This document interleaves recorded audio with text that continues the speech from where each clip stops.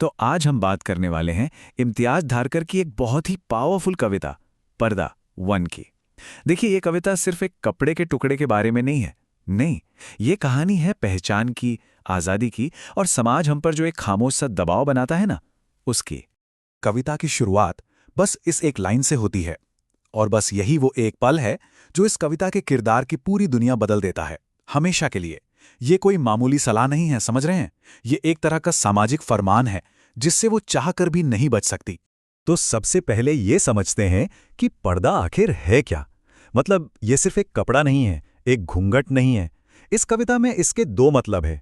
एक तो वो फिजिकल कपड़ा जो शरीर को ढकता है, और दूसरा जो ज्यादा गहरा है वो है एक मानसिक पर्दा। एक ऐसा पर्दा जो आपकी सोच पर, आपकी पहचान पर डाल दिया जाता है। तो चलिए इस सफर के पहले पड़ाव पर चलते हैं। वो पड़ाव जहां सिर्फ कुछ शब्द एक घूंघट बन जाते हैं और उसकी जिंदगी को हमेशा के लिए बदल देते हैं। तो ये होता कब है? ये तब होता है जब वो लड़की जवान हो रही होती है और शर्म को एक तरह से औरत होने की पहली शर्त बनाकर उसके सामने रख दिया जाता है। और पता है सबसे अजीब बात क्या है?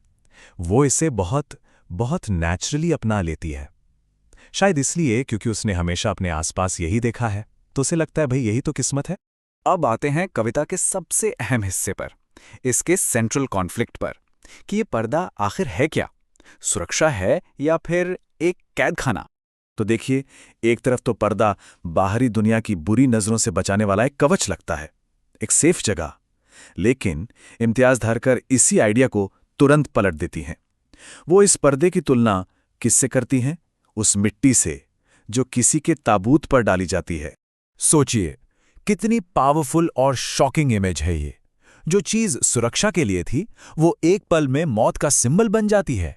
ऐसा लगता है जैसे पर्दा पहनना अपनी पहचान को जीते जी दफनाने जैसा है।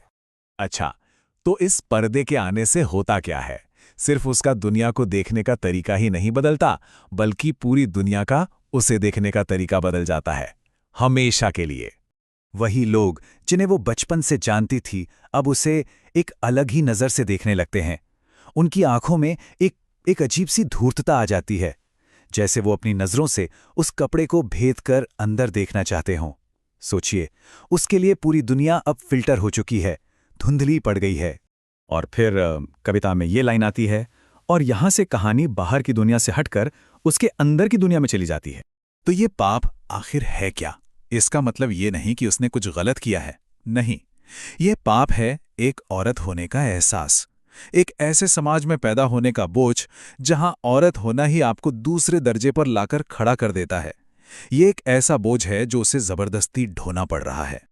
और अब हम पहुंचते हैं इस बदलाव के सबसे आखिरी और शायद सबसे दर्दनाक पड़ाव पर, जहां उसका बाहरी वजूद धीरे धीरे टूटने लगता है। लगातार पर्दे के पीछे रहते रहते वो अपने ही शरीर से, अपनी ही जात से कटने लगती है।